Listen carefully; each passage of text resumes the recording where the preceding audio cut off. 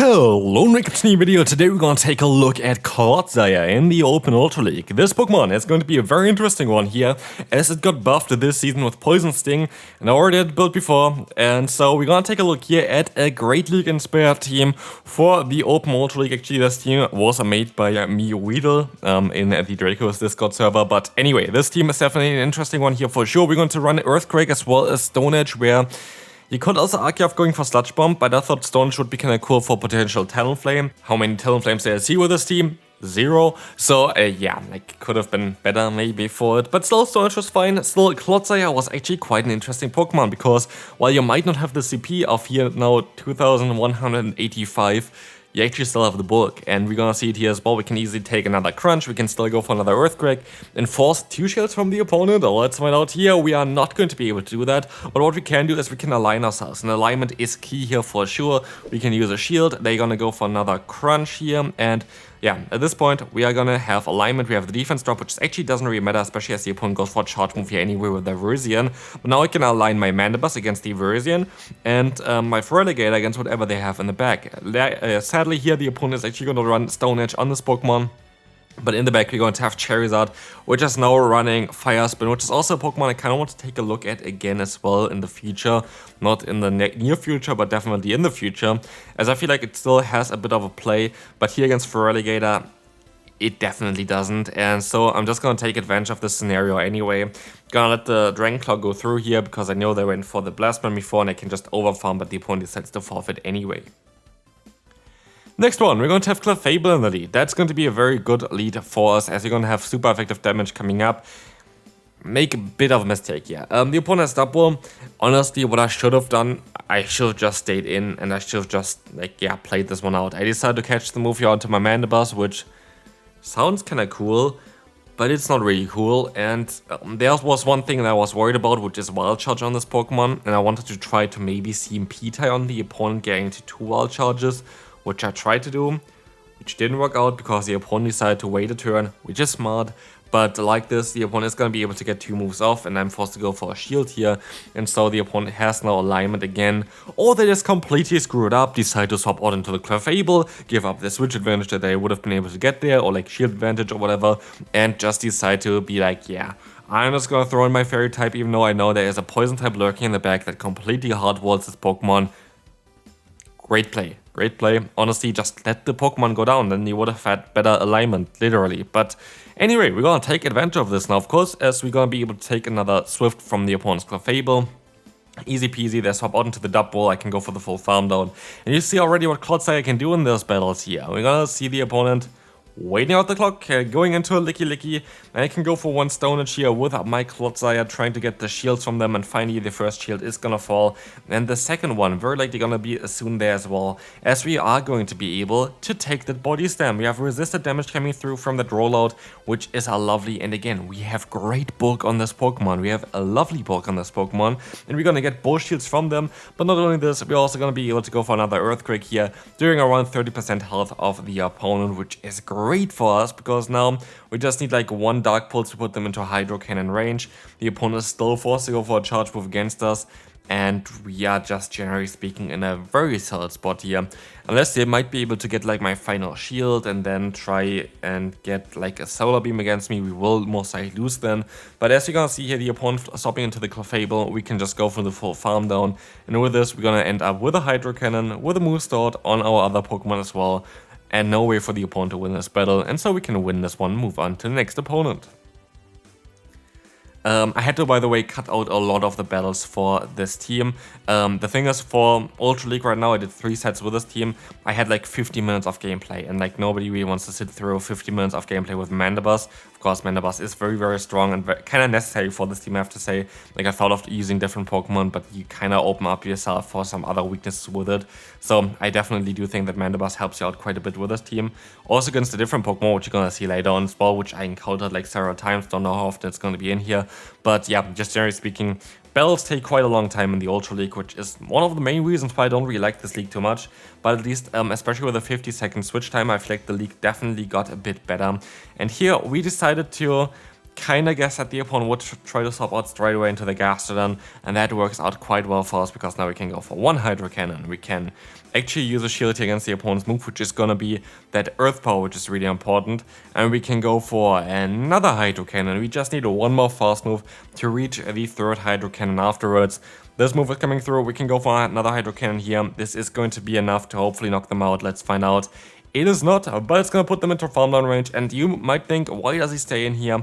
I just don't really want to get locked into something, and so I decided to go ahead and let this move go through, go into my Clodsire, decide to go for the super effective Earthquake, and it still should be in a very solid spot here, so I think that's definitely a way to go for sure. We're gonna have the Earthquake coming through, and this is going to be enough to get them low into farm down range even for our Poison Sting. And I have to say, I feel like 50 seconds, like I saw some people arguing about like 45 seconds or 40 seconds being better for the switch time. I feel like 50 seconds is literally the sweet spot right now. I think it's not too broken in terms of you can swap out basically immediately afterwards again, but also doesn't really completely RPS opponents with that.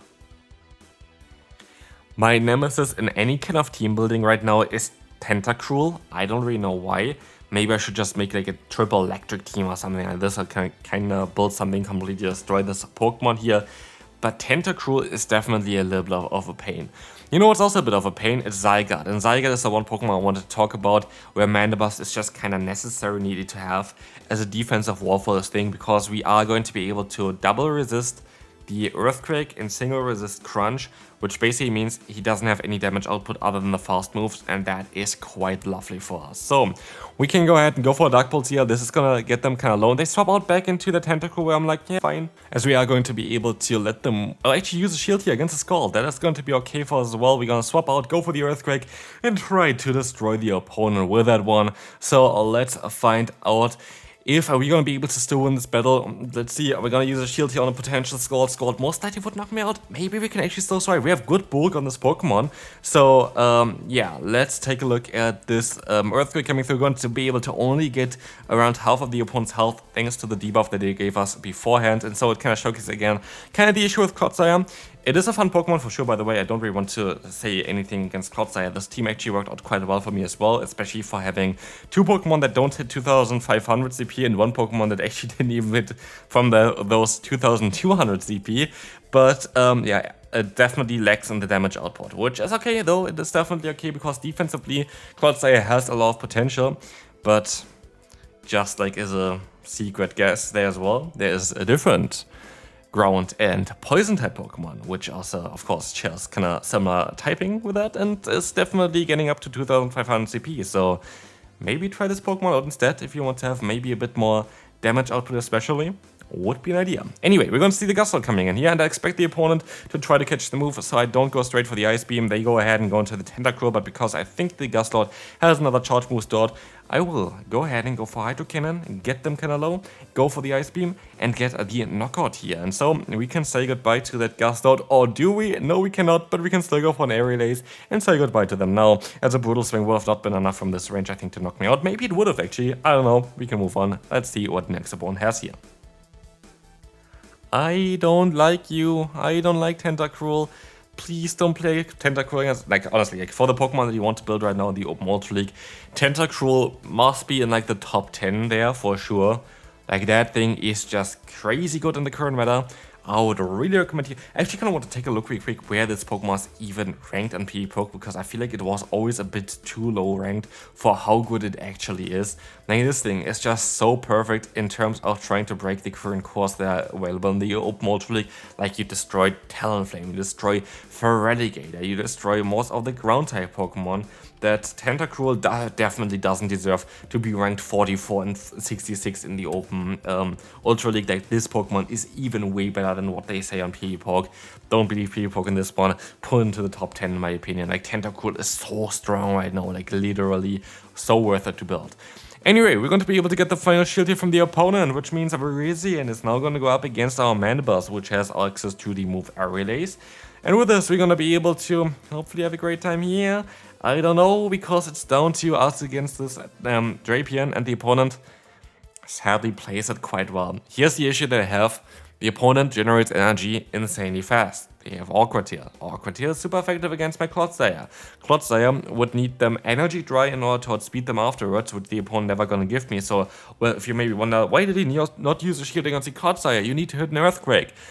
If the opponent definitely knows what they're doing, and if they keep knowing what they're doing, they don't give me the opportunity ever to get to the Earthquake there without any energy previously, basically. And so, yeah, I think it was my best play to try to play it like this. It does not work out. And one more thing, which is also kind of crazy, like if you play the main CS games, double super effective moves are basically always one-shots. It is not in Pokemon Go because like Aerial Ace, like what the hell is this? Like it is not even doing enough damage to put them into farm down range here from nearly yellow health, which is madness. And so yeah, no way of us winning this battle. Next opponent, you might think, oh, that's a horrible matchup. You have a water type against a Clodsire, which is a ground type Pokemon. There is nothing that you can do here. Is that really the case? Maybe if they don't get all the time the debuffs, honestly, like the opponent's debuff chances here were definitely not 30%. The amount of times we had crunch debuffs, the amount of times we had liquidation debuffs, it was just madness. Honestly, I definitely was way above the odds there for them.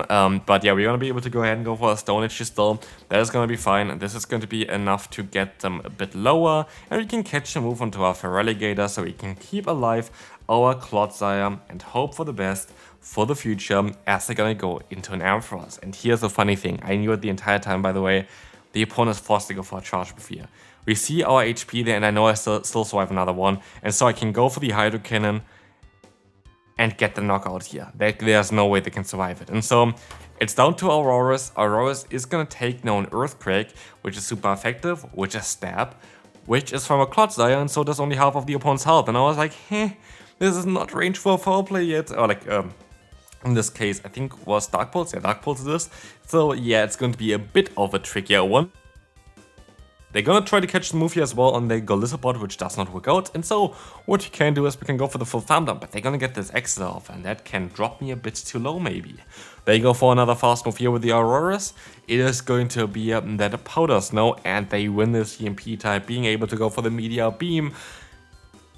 It is not enough. And I knew the entire time it wouldn't be enough because Mandibuzz is just ridiculous in the open world, like way too bulky, and we can win this battle. Honestly, I would like to see Mandibuzz disappear a bit, like not fully disappear. Now people are gonna complain like, oh, he wants to have some nerfs again, oh no. Yeah, I just don't really like the Pokemon. I don't really like bulky Pokemon that take ages to really get the battles done because I can spam those charge moves like left, right, and center while not doing any damage really with them. I don't really like this concept of a Pokemon. It is okay, like it is not like a insanely overpowered Pokemon where we really need a nerf. I do agree with that. I just don't like Mandibuzz. That's all I want to say about this one. But anyway, we're gonna try to counter the opponent's Drapion here. That is going to be fine for us, as we are gonna let the next move go through again as well. This is going to be the Awkward Tail, and we can go for the Aerial Ace spam, but they decide to swap back into the Fable, which I'm like, why would you ever do this? So we can swap out into our Clodsire, we can go ahead and go for an Earthquake, we can do super effective damage with our fast move, and we might even be able to fully farm you down afterwards, which would allow us then as well to get some lovely energy for the next matchup afterwards. But here's one issue. Clodsire just doesn't do enough damage, and again, Sludge Bomb I could see have a bit more play than Stone Edge in the current meta, as we will see here that we are forced to go for another Stone Edge in order to have any chance of winning this battle. And so this is going to be fine. We will see the Feraligatr coming back in. I want to go straight for the Dark Pulse. This is something that happened to me all the time. It just never really let me go for the charge move right now. It's still like kind of the frame drops and whatever. It is kind of mad. But here the opponent caught the move, but they caught the wrong move as well, which is kind of lovely. It's going to be the Aerial Ace, but we are still going to be in a very interesting position here, as we have the double shield advantage, but the opponent has like a million energy on all their Pokemon, which means those shields are gonna be flying off soon here. As they're gonna try to catch the move, it doesn't work out for us. We are gonna let the move go through here as well. It's gonna be the crunch even. And so now it's down to hopefully not getting a crunch debuff here. That would be very lovely for us, as we're gonna go for the shield and they're gonna get the defense drop immediately, which completely seals the deal, because now there is no competition of who can farm who's down first. It's all gone now because the opponent does just way more damage than me because of the crunch debuff, and it's just kind of sad, but it is what it is, and we can move on to the final battle here. Honestly, Zygarde 100% form was kind of my nemesis as well, next to Tentacruel. You know what's even more awkward? Usually, you have both in one team, and so I was fully expecting to see something like a Tentacruel in the back here as well for this team. I was hoping I didn't have to, but I was definitely expecting it. And we're gonna see here a Crunch variant of Relegator, and we have a bit of a fast move advantage, and so I'm like thinking, they need quite a lot of energy here all the time. Can I just go for the full farm down? Turns out, I can do exactly this. This was a very risky, but definitely very worth it, because of course they have a Tentacruel in the back, and of course also the opponent knows I have Ice Beam on my Relegator, which means that the Zygarde has no play against me, as I do double super effective damage, which mostly does like 50% or whatever against the Zygarde at the end of the day. I think it was like 60 or 70, but like definitely not one-shotting them again. And now it's down to our Clodsire taking the hit. It's gonna be a Blizzard, which I'm actually quite happy about, and you see me here staying in for a bit and go up to the Earthquake, because now I have the option to knock out the Tentacruel, but there's one more issue, and the issue is in the top right corner, and it's not the Zygarde, it is that the opponent still has a shield left. I somehow have to get rid of that shield. If I don't get rid of the shield, I have nothing to do really here, and so while the opponent is kind of locked in this matchup and has a pretty bad time there, as the opponent is going to have the resisted Crunch and double resisted Earthquake as their potential moves, they swap onto the Tentacruel, and I just hope for the shields. I didn't get it, but I did get the farm down, and so I can go for the Earthquake here. And this is going to be enough to get the shield from the opponent, but not only this, I can even go for another Earthquake in time, and that is going to be crucial. If they would have went for a Charger before, which I think they would have had a way easier matchup now, but of course now it's down to who has more energy, who has more health, who can take those hits a bit better, and who gonna get the Crunch debuff here, which is not us, of course, because we don't have Crunch. But now it's down to us farming them down. Doesn't work out for us. They went for back-to-back Crunch, so they should be at maximum of 10 energy, and we can win the battle. And this is going to be it for this video. Clodsire is actually a lot of fun. Hope you enjoyed this one. If you did, feel free to leave a like, and I'll see you then. Bye bye.